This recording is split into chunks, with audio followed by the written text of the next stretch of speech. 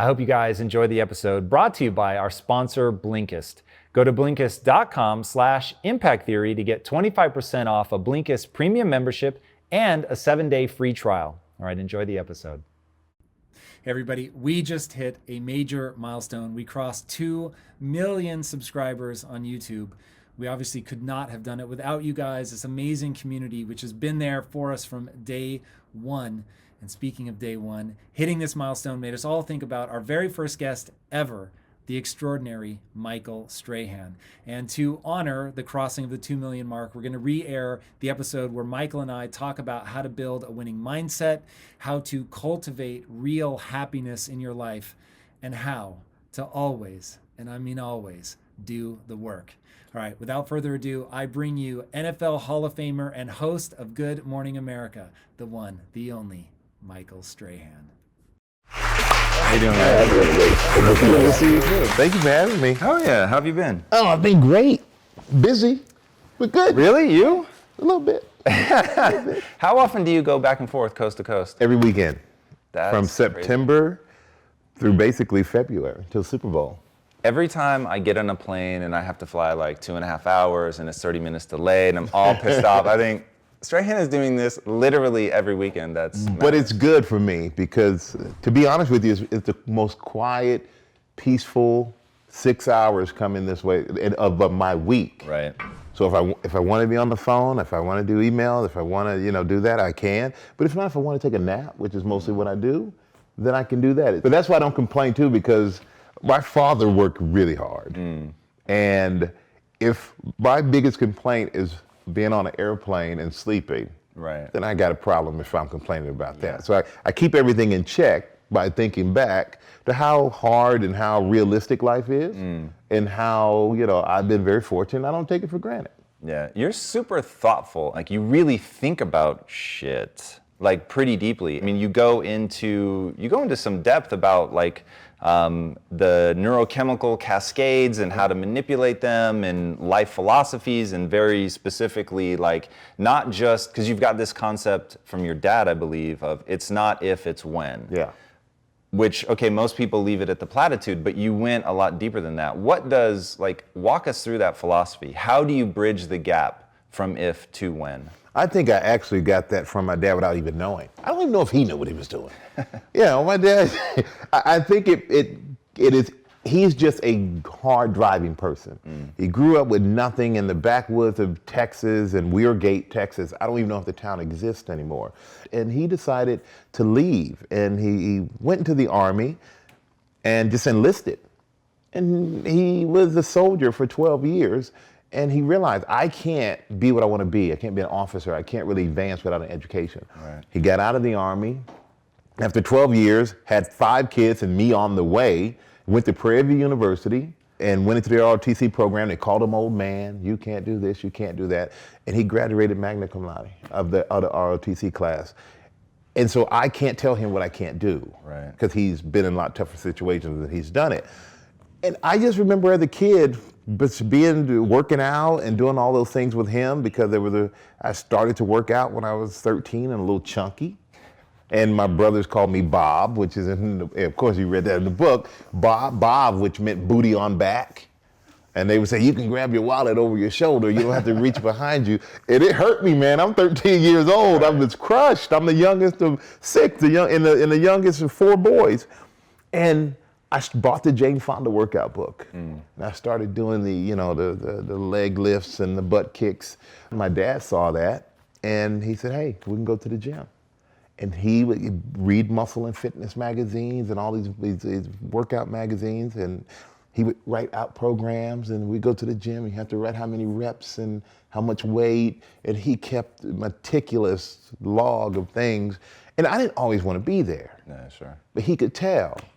And I don't know what it was when you tell a 13, 14, 15-year-old kid, because we did it until I went off to college, was hang in there to pay off one day.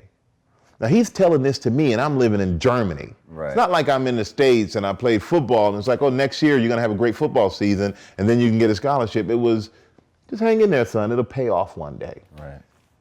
And years later, he woke up and said, hey, I think you're good enough to play football. I think you can get a football scholarship. This is all in Germany. That's what's weird. It's not Yeah. like you're playing every day and, really around it. And I would watch it, but I didn't play. I didn't really know all the nuances or any of the techniques or anything about the game. And he just said, hey, you can do it. You're going to go to Houston. You're going to stay with your uncle. You're going to get a football scholarship. And being, I guess, naive, I said, okay, okay, fine.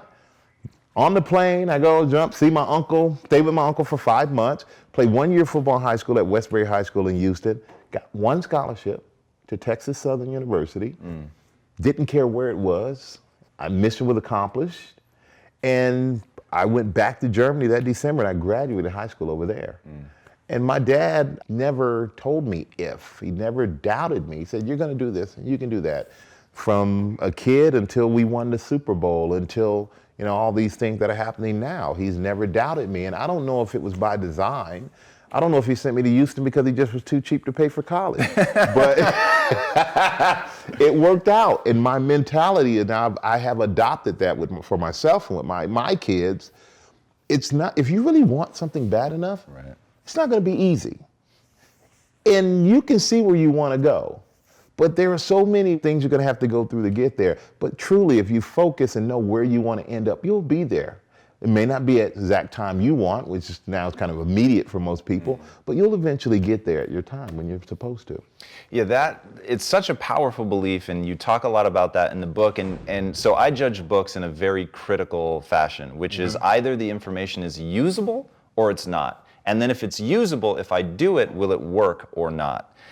Your book is both usable, meaning there's clear, very action-oriented steps. It's not just like an autobiography. It's like, hey, do this, and this is what I did. If people do what you say in the book, it will actually work. Like, it's really incredible advice, and it has fantastic backing in your understanding of the brain and all of that. So you make decisions. It's up to you. You make choices in your life. You program your mind to either be happy or not. That's a choice that you make. It's not something that somebody else makes for you. It's not even your situation. No matter what the situation, you truly do make the choice to be happy in that situation or not. And we also have the ability to change a situation that we're not happy with. Talk a little bit about that, because if for anybody that doesn't know the sort of legendary beef that you had with the final coach at the Giants, it's such a powerful, and what I'm talking about specifically is that you've switched, right? So you come in hot, you guys are we hated angry, each butting other. heads, Yeah. but then in the end, you said that if you were going to go back, he's the only one that you'd go back and play for. Yeah, I absolutely hated Tom Coughlin. And not long ago, I was at the Giants Monday night game to induct him into the Ring of Honor, which was like amazing for me because this is a guy, I went to my first meeting with him, and I had been in the NFL for 11, 12 years. My first meeting with the guy, and I felt as if he was dismissive and as if I hadn't accomplished anything, and pretty much listen to me and you can do something with your life, kid. I was thinking, okay, kind of done some things already. But I felt disrespected and slighted. And I went home and I said, I'm playing 1 year with this guy because I have to now, I'm too late. But I'm not going to play after this. I can't stay here with this guy. I won't do it. And he already had a bad reputation around the league as being a really tough coach. And he was. If your socks weren't pulled up high enough, you get a fine. If you had blue sleeves on instead of gray sleeves that day, you get a fine. If you're not 5 minutes early to a meeting, you get fined. I'm like, dude, if the meeting's at 7:55, just tell me that. Don't tell me 8 and I get there at 7:57 and I'm late. Like, it was just, we were butting heads, and not just with me, but with all the players. But being that I was a senior leader, they would come to me and I would talk to him. Hey, coach. And he would just go, I hear you, I hear you, I hear you. And it came to a head after he fined me for being 3 minutes early to a meeting. We had a heated discussion to the point where he was like, you know what? It is what it is. And I said, Coach, we just had this discussion. Well, you shouldn't cut it so close. I said, Coach, I'm not cutting it close. He goes, well, next time, you're lucky, I could have fined you more. And when he said that, that's when the football player side went, and I heard you say shit, so I'm going to curse. I'm going to tell you what I said to him. And I said, okay, that's fine. You'll fine me. Ain't about the money anyway. It's about the principle. But you know what? Fuck it. Fuck it. You want to find me? I'll come in here when I want to then. If I'm going to be late, you're going to find me. I might as well show up when I want. So I'll go do some errands, then I'll come into this bitch when I want to. And he looked at me like, and I was surprised because that was kind of like, the whole different side that's usually on the field. And he said, you can't talk to me like that. And I said, yes, I can. He said, no, you can't. I said, yes, I can. And you know why? Because you don't respect me, I can't respect you. And I said, I come to you every day with all the problems of the players and what the guys are feeling, and you always say to me, I hear you, I hear you. And I said, when you say that, you're just dismissing me, and you think I don't realize that. You're dismissing me, but you're losing this team. Do you hear that? And I walked away from him.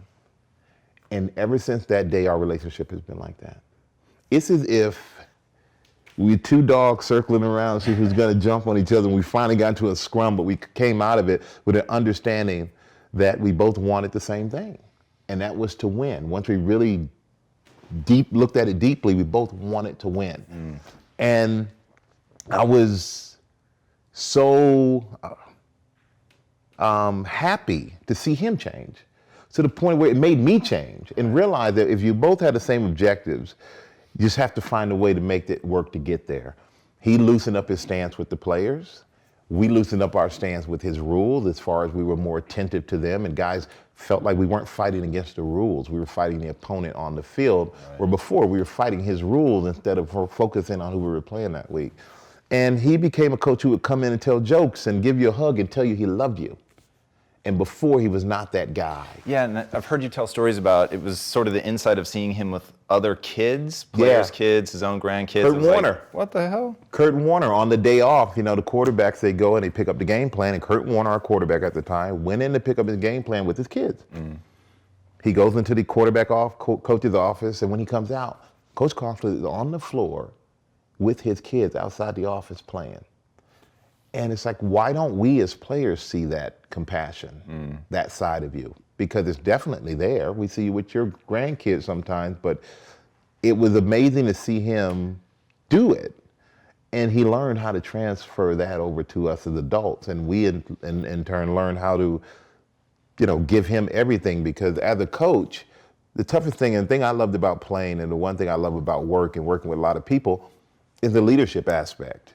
It is the opportunity to get so many people to believe in one thing that makes everybody better, so that everybody wins. And in order to do that, you have to make everybody have value and feel valuable. I don't care if it's somebody who's sweeping the floor or the president of the company. Everybody needs to be treated like a human being with value. And if they are, they will do anything for you. And once he got that down, guys would do anything for him. And I was one of those guys that once I was into that matrix, anything he needed, it would get done. And all the way down to just my belief in us winning a Super Bowl and watching all that happen, and just the way that we did it. And now if I had to go back and play, seriously, I wouldn't play for any other coach. If he wanted me to play for him, I would play for him only. It's interesting that you tie it to compassion. So one of the most fascinating things about you off camera, which, dear God, if you ever get a chance to spend time with Michael Strahan, take we're gonna hang out. I'm around. Just let me know. Hit him up on that. Let me tell you right now. So Joe Glazer summed you up really well when he was doing the Hall of Fame induction speech. And he said, Strahan has a switch, and he is one guy off the field, and he's another guy when he comes out the tunnel. And when he flips that switch, he's there to stomp you out. Yes. So hanging out with you, you're so warm and it is crazy. The bear hugs, the just kindness, the generosity of spirit. But here's the thing, it's one thing to like people when you're on camera, and everyone is gonna distrust that. It's another when you really are like that. And it's, from a leadership perspective, it's such a beautiful thing to open yourself up to that. I love your ritual of going around before the game and touching everybody. Yeah, that was important. And I actually really want to start doing that with the team here. Like, we've got such a group of diehard people, and it had, like, in doing, so the whole point to me of the people that I bring on the show is to bring people, the more I research them, the more I get to know who they are, that I'll find these little nuances that I can bring into my own life. And when I pictured you going around to everybody and saying, I'm accountable to you, right? I'm accountable to you. And when I go out on that field, I'm going to hold us up. I'm going to do what we've all agreed that we're here to accomplish. And I thought, oh my God, like that's so powerful. And to have built that trust and rapport with them ahead of time where they feel connected to you. And then you say, hey, I'm here to serve you, right? Like we're all going to do this together. That's super. It's bigger than, it was always bigger than me. And I had success on the football field, singular success. Right. You know, I've been defensive player of the year a few times, and it's like, I can't celebrate this or a team had losing records. Like, I never found much joy in something that was a singular success. Right. The best time, does anyone ever ask me, what is the best thing from your career? It's like, it's a Super Bowl. It's everybody being able to celebrate the accomplishment of us as a team and not me as an individual. And there is definitely a switch you have to have. And to me, I do love people, and it's natural for me to be nice to people. I don't know any other way. I don't know why you wouldn't be. But it's worked for me because in anything I do, I don't have to be fake. I don't have to be something I'm not. Right. So I don't have to be nice to you here and then leave and you see me later on, because I've been around a lot of people like that. And it's as if they're a different person. Like, I just saw you 10 minutes ago. Who's this guy? Right. And I never wanted to be that. I always wanted to be myself the entire time, which works great for me. I love psychology of things. That's why I think I love a team. I love getting people on the same page. And the psychology from football to me in the media, with football, the simple things, you get the game program every week. And it's the same picture throughout the whole year of the guys. But I had a ritual. I would look at the program. I would look at everybody on my team, same guys, and then I would look at the other team's guys. And when you're a young player, you get intimidated by faces. And some guy sitting there looking like this. And you're like, oh man, that guy's a killer. Oh, I'm scared. But as I got older, I said, psychologically, if somebody looks like that, then then okay. But how much more afraid would you be if somebody you know is a killer and they're just smiling? So in my program picture, I'd be like this. It looked like a glamorous shot. Like, it looked like I went to the mall. And it was like, this is the guy? He must be crazy to be smiling in these photos like this. And so like I would just do little silly things like that. With the media, I didn't talk every day. So then I said, I talk one day a week. I talk Thursdays. And I did it because if you talk all the time, it's like going to the same restaurant. It's not special. And especially in the media of New York, when there are so many different people and so many outlets, and everybody there's so much content, you need yours to stand out. So if you want to talk to me and you only get me one day a week, I guarantee when I talk to you, you're going to cherish that and you're going to use that. Right. And I would mix it up on the media as well as they would give me a hard time. I give them a hard time. I'll tell one question a day. I'm not in a bad mood, but I just act like, give me one question. They ask me one, answer. They ask me a second. I say, you hear what I said? I said one. I'm sorry, I got to go. Right. Then other days I sit there and I would chat. How your wife doing? Everything's good. And I would just mix them up, keep them off balance a little bit. And I just enjoyed the psychological battle of football. I enjoyed the psychological battle of the media. And in a lot of ways now, it's not quite the same, but I still like that aspect of psychologically getting everybody on the same page to be successful. Yeah, there's some pretty incredible footage of you getting, let's talk psychological warfare, and then getting everybody on the same page. So one, the trash talking that you did when you would tackle people was absolutely fantastic. Welcome home, baby. I love. Yeah. There were some great ones, but then what you did in the Super Bowl was really, really crazy, and I want to hear what was the psychological principle at work. So the team is losing, but you gather everybody on the sideline and you say, you're losing at the moment, I think it was 10-14. Yeah. To the undefeated champions coming into this game, and you say, with like very little time left, guys, we're one drive away. We're gonna win 17-14. That's gonna be the final score. If you believe it, it's gonna happen. Gene Strahan, my dad. That's crazy. Well, it was weird. Because, by the way, that was the end score. That was the end score against an undefeated team, 18-0 at that point, and had beaten us early in the season. And my dad, that week in Phoenix, he said, you know what, you guys have already won the game. And I was like, I think the old man's losing it. What's he talking about? you guys have already won the game. Now you just have to go through the formalities, but trust me, you've already won the game. And I'm thinking, have you seen the Patriots? Have you seen their record? Have you seen how good they are? It's Tom Brady and Randy Moss, Junior Seau, like all these phenomenal Hall of Fame players over there. And we got to the point in that game where there were just several things that come to mind. Bill Belichick is a brilliant coach, probably the best coach ever to coach professional football. And we had a 4th down. They had to punt. He rushes the punt team out there. They run a punt. We didn't get all our guys off the field in time. So it gives them a 1st down in our territory and field goal position and everything else. And Tom Coughlin's losing it. You know, he's beat red. He's screaming on the sideline. And I just had such a peace during that game. So he tells this story all the time. And he said, you reached over and you grabbed me by my shoulders before you ran out on the field.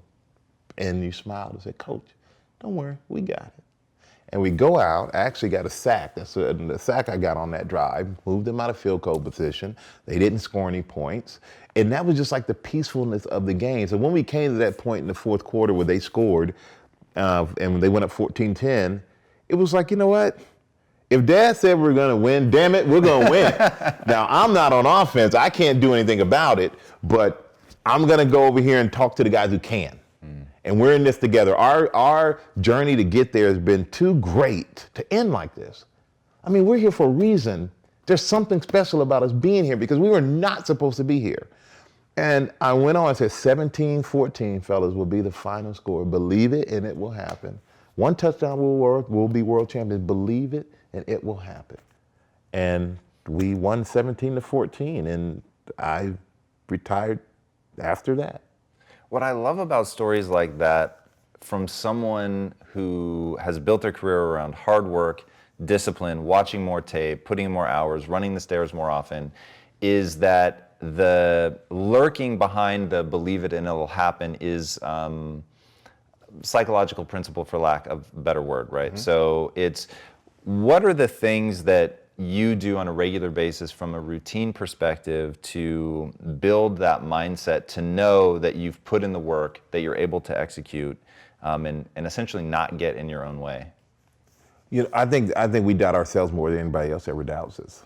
So, and I fight that too. I fight that every day, especially, you know, with these new jobs and businesses that I've never thought that I would be in, or never knew I could be in, or was supposed to, or could be any good at. And I think the routines that I have, my routines are very simple. I find out what the job is, and I bust my ass to get it done. Hey everyone, there's no way to build an empowering mindset or get ahead in business without constantly learning and accessing new information. And today I want to share with you guys my secret weapon in the battle to learn new things and get ahead, Blinkist. Blinkist is for anyone who cares about learning but doesn't have a lot of time. Blinkist takes the key ideas and insights from over 4,000 nonfiction bestsellers in more than 27 categories and gathers them together in 15-minute text and audio explainers that help you understand more about the core ideas. Use the blinks to get into a topic quickly, find new topics to grow from, or figure out which books you want to spend more time reading and listening to more deeply. Also, they've teamed up with popular podcast creators to blink those for you too, so you can get to the heart of a podcast episode fast. You can use Blinkist's Shortcast to quickly catch up on podcast episodes you've missed. With high quality audio, you can jump right in on the go during your commute, at the gym, around the house, or even download to listen offline. 15 million people are already using Blinkist to broaden their knowledge in 27 nonfiction categories, including self-improvement, personal growth, management, leadership, and mindfulness and happiness. 2 books from their library that I've listened to and highly recommend are Start With Why by Simon Sinek and The Power of Habit by Charles Duhigg. Right now, Blinkist has a special offer just for our audience. Go to Blinkist.com/Impact Theory to start your free 7-day trial and get 25% off a Blinkist premium membership. That's spelled Blinkist. Blinkist.com/Impact Theory to get 25% off a Blinkist premium membership and a 7-day free trial. All right, guys, take care and be legendary. And it's not, half the stuff is not that complicated. For GMA, I understand that I need to read. I need to read a lot. I need to know what I'm talking about before I open my mouth. And it's something great about that because it's challenged me in a way that I haven't been challenged. At Live, I didn't have to do that. Live, I could take 2 minutes to read the questions that I'm going to ask the guest, and then the rest of it was personality driven.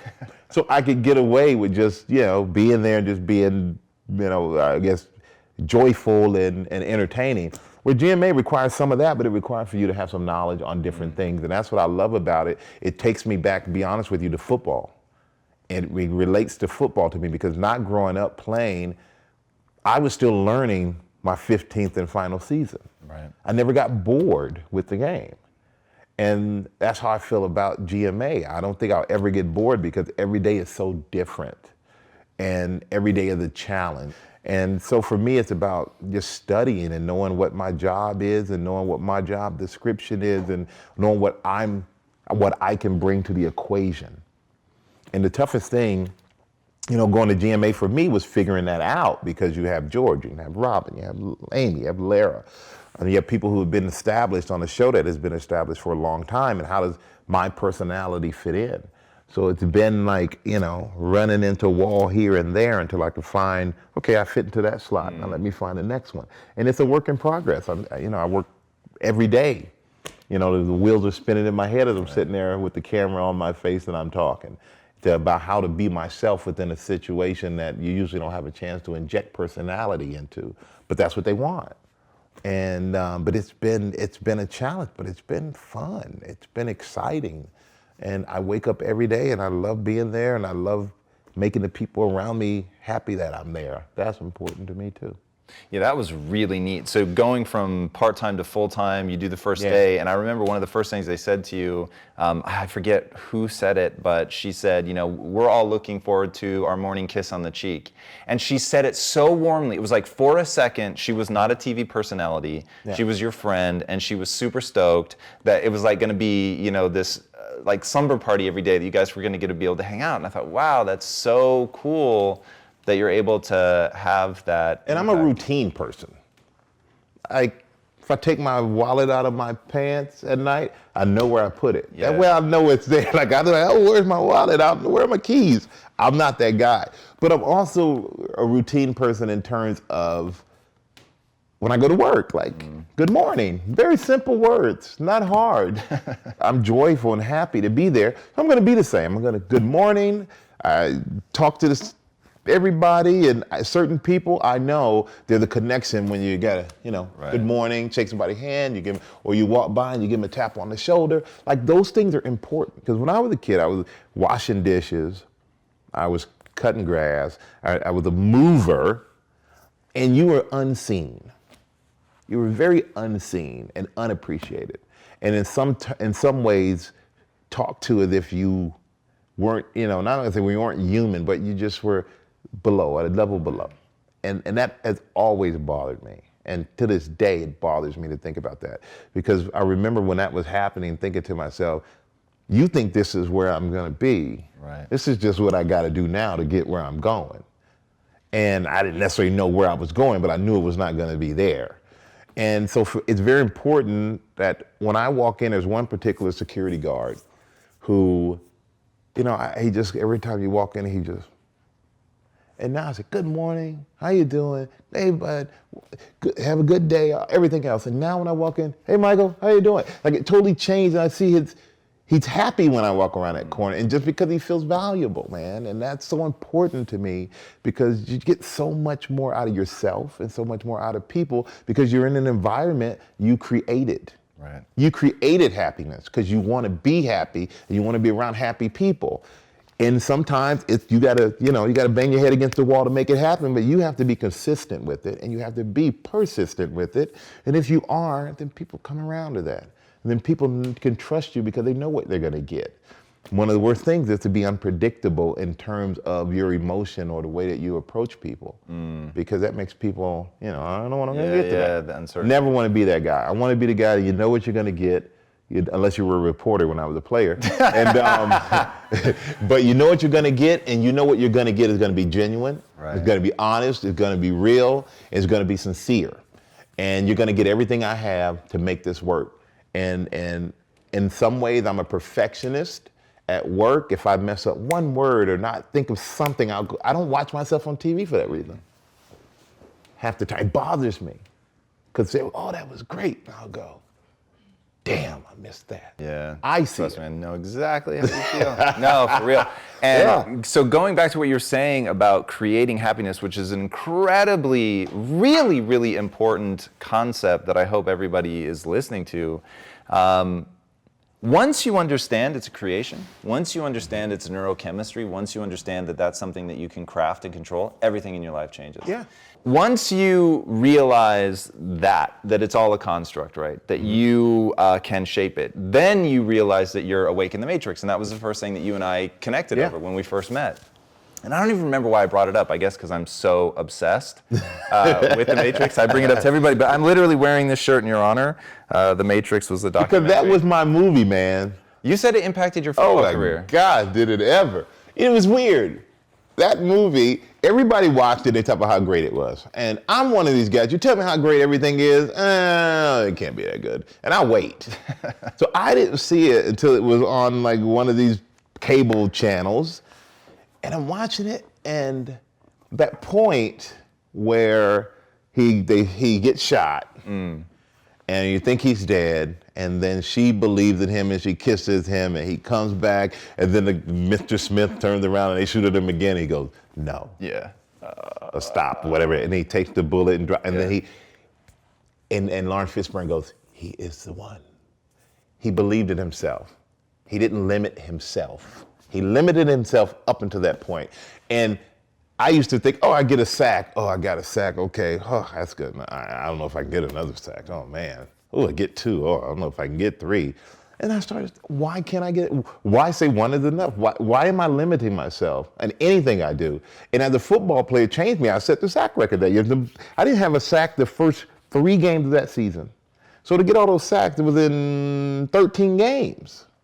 It's incredible. Which I look back and go, holy smoke, but it was, I don't know, I just would go and go. And I didn't say, okay, Michael, that's good enough. It was like, okay, Michael, you got 1, go get 2, go get another one, and go get another one.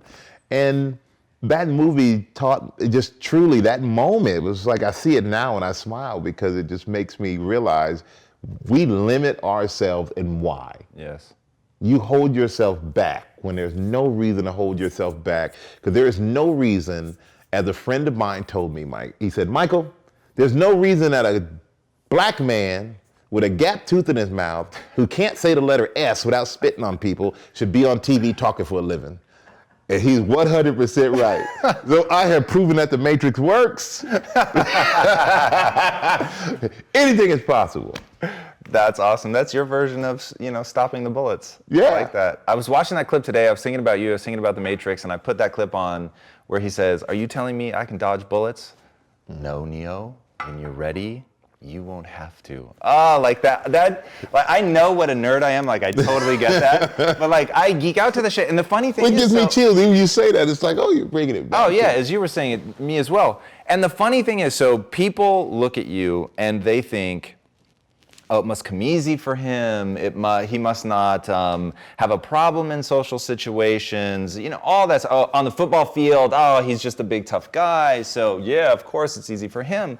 And the thing that I love about I don't think that you can be on camera and not create a persona, right? Because you're gonna have to project something. So you're asking yourself, what am I gonna project?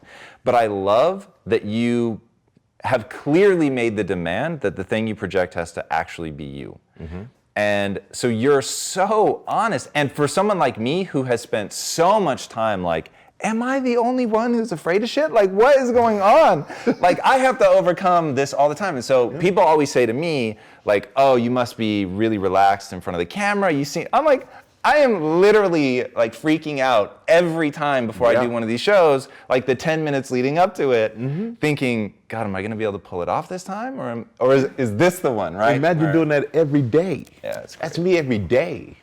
It really is. And the thing is, innately, I'm a shy guy. I'm still that chubby kid, Bob, With easy access to the wallet. with easy access to my wallet, and I'm still that shy kid. So I do what I do, and I love what I do.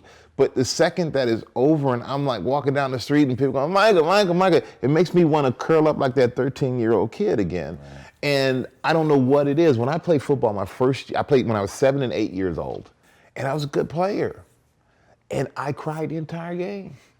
And I tell you, not just cry, bawl like snot bubble cries, like nasty cries, and the coach would pull me out. What's wrong? Nothing. It's because I would make a tackle or I'd make a play, and the parents would clap, and Michael, and I just, it made me so uncomfortable. Right. And that's how I get a little bit when I'm off camera and people come up because, you did this and you did that, and it makes me feel like, I don't know. When football was over, I kind of, I know what I did, but I don't pay attention. I have a Super Bowl ring, and I pull it out if somebody asks me to see it. But other than that, I forget I have it. I know I got it, but I forget physically the ring. I know I won that game. And it's just weird. I don't hang on to stuff like that. I kind of feel like holding on to the past is kind of keeping me from moving. And one day when I decide I don't want to go forward anymore and I'm done career-wise, then I'll look back and I'll go, okay, well, maybe I was pretty good. That's actually really interesting and really powerful for me because I feel exactly the same way. Now, I may have gotten lucky in this because my memory is actually really bad.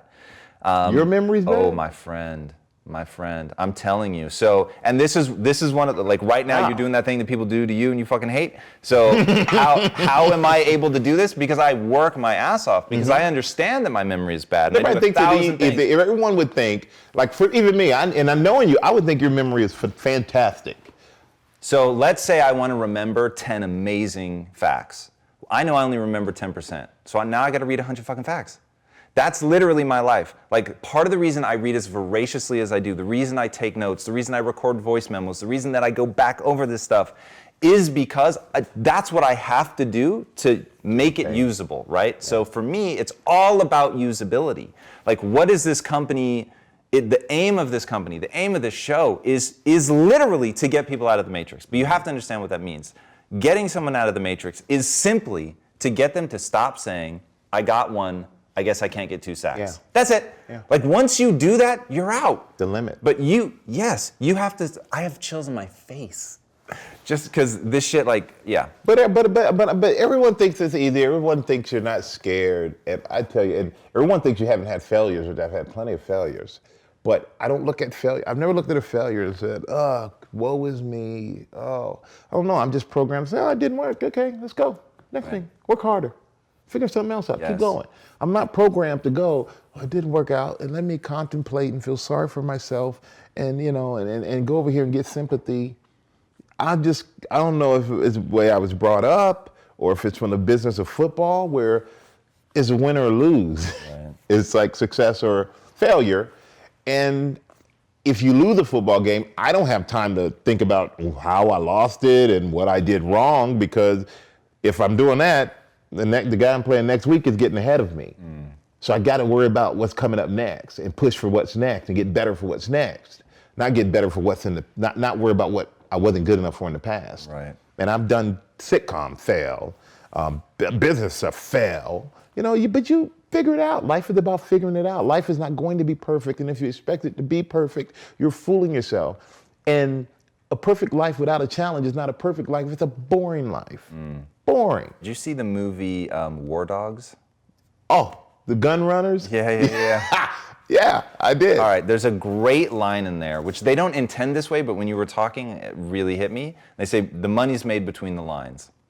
Now in the movie, they're talking about something a little bit different, but when you were saying like, I fail and I think about, okay, what's next? How do I learn from this? What's the pivot? How do I move or, reinvent yourself?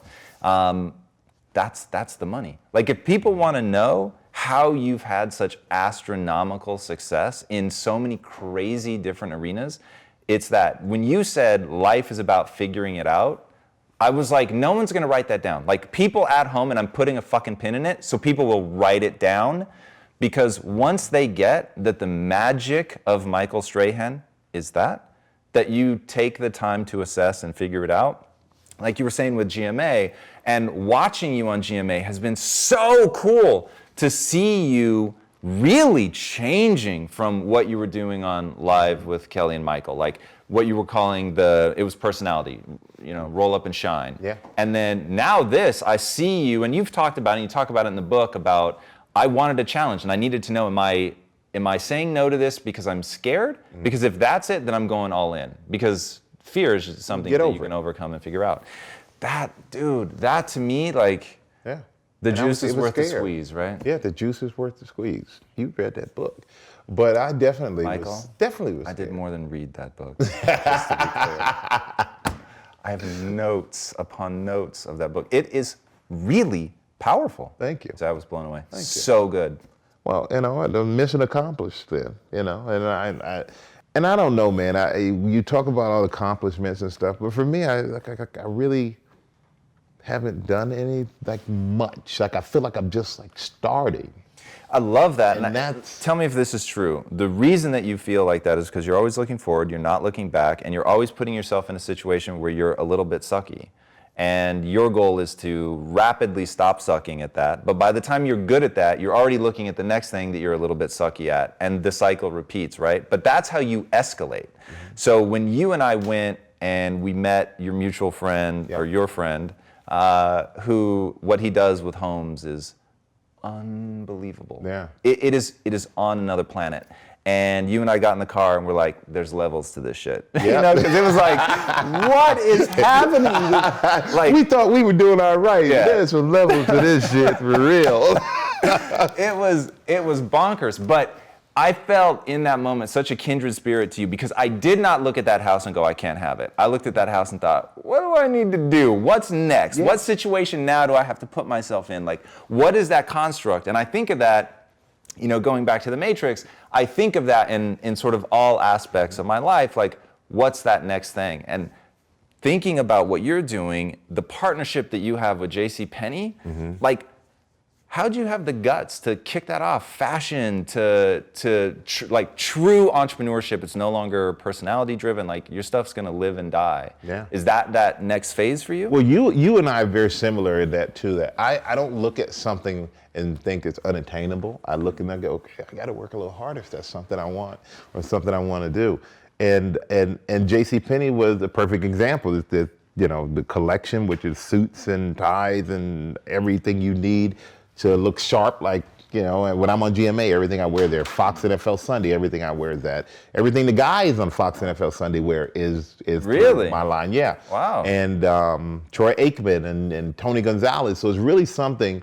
But the reason it's authentic to me, and I'm involved, so I'm just not a passive, those fabrics, you guys do it, put a suit out there, stamp my name in it, and it's good. Oh, I look at every swatch of fabric, I look at every dress shirt, every tie, belts, shoes, socks.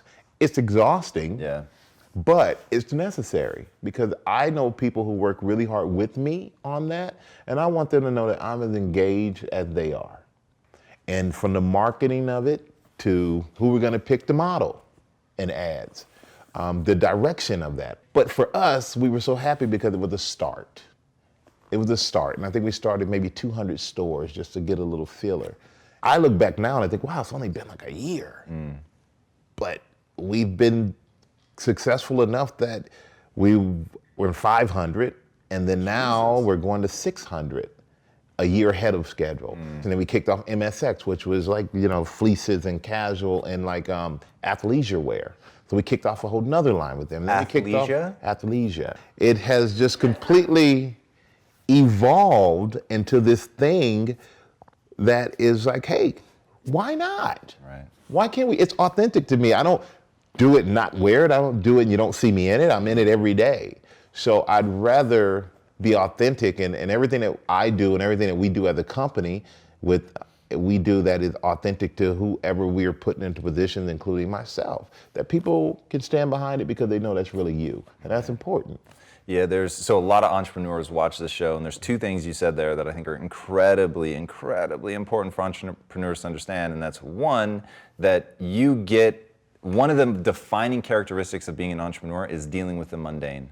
And if you believe in what you're doing enough to fight through the mundane, like if you look at this set, if you knew what we had to do to build this fucking thing, like it is like one tedious thing after another. I have, on pieces of this set, there is actually my blood. But that's just, right? But that's what you had to do to make it happen. Right, so it's not like, wait, why am I painting this? That's what we have to do. Why am I looking at this swatch of fabric? That's what you have to do. It's like, you have the vision, you believe in it enough, you're gonna see it through all the way to the end. And when I was painting, I thought, this is the part of being an entrepreneur that people don't understand. Yeah. Like, this is not what they think. They think of it kind of like fame. Oh shit, your boy, I know we gotta get you out of here, but your boy Kevin Hart. So I'm assuming you've seen Laugh at My Pain. Yes. All right, so he has this quote, which I just tweeted out the other day. actually went to the live concert that's inserted into that film. He's phenomenal. Dude. He's phenomenal. So I knew him as a comedian, that was it. At the beginning of the film version, they do that chant. Everybody wants to be famous, nobody wants to put the work in. Yeah. Everybody wants to be famous, nobody wants to put the work in. And I was like, oh my God, Kevin Hart, like, totally understands it. So I was blown away. And I was like, that guy's gonna last. And then you mentioned him in your book about being a guy who puts the work in. And I thought, that's so true. There are two guys in entertainment who I know put the work in, and I respect them so much. It's Kevin and Dwayne Johnson, The Rock. Yes. Because I watch these two, and I study these two and their approach to everything that they do. And it's always joyful.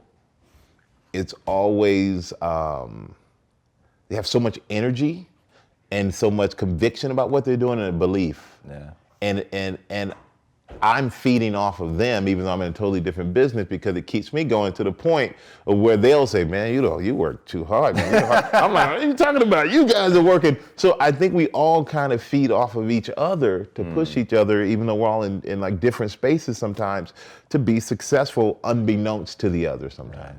And I think that is, you got to have role models. You have to have people that you look up to that make you push yourself and make you want to be better.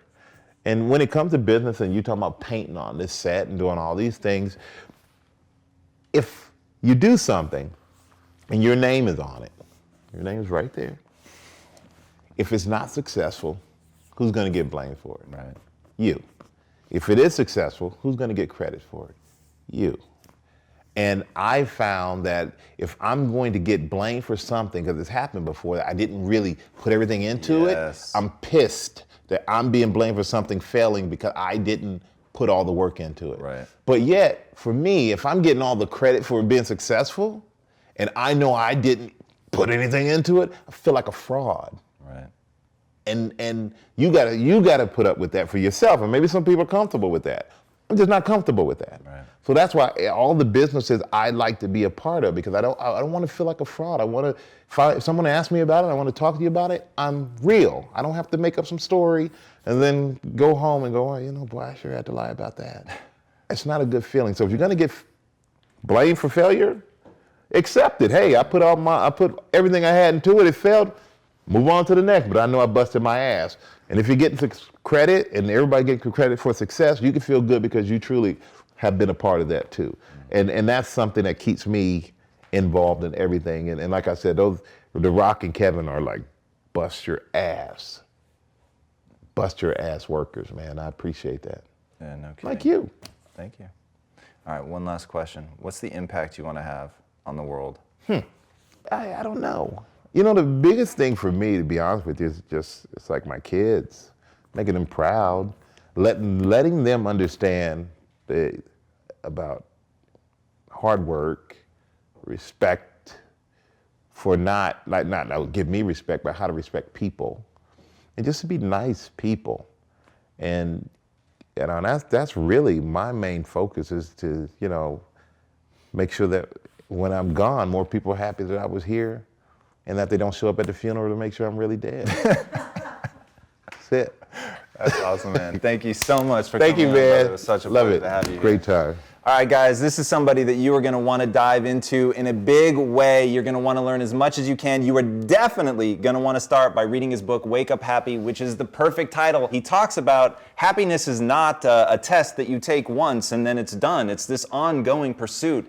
And the real way that he talks about it, from neurochemistry to all of the truths of the way that life is going to knock you sideways, and you've got to find a way to recalibrate and balance. And he talks about all the different steps and things that you can do and take to actually find that path to happiness and actually be somebody who wakes up happy and somebody who encounters a negative situation and has the tools, the things that he repeats in his head, the framework to view the world that will actually help get you back on track.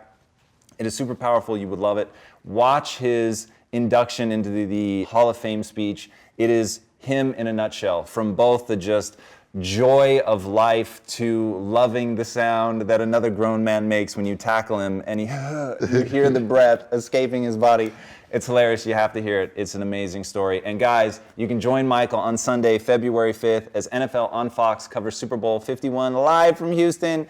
Anytime this man is live, I'm trying to be there, see it, watch it, because he does everything with joy and authenticity. And for those of you who are about to write me and say, you never said what the other thing was that he mentioned, that's so powerful for an entrepreneur, and it's authenticity. And this guy has it from top to bottom in everything that he does, and I will vouch for him, on camera, off camera. It's exactly the same person, and that's so fucking cool. Thank you, Thank man. you so much for being on the show, Thank you. Michael. It was I a pleasure. appreciate it. Thank you. Thank you, guys. Until next time, my friends, if you haven't already, be sure to follow at Tom Bilyeu and at Impact Theory. That's the new bad boy. Check it out. Join us. Thank you guys so much. And until next time, be legendary, my friends. Take care. Well done. Thank you so much, man. What a pleasure, dude.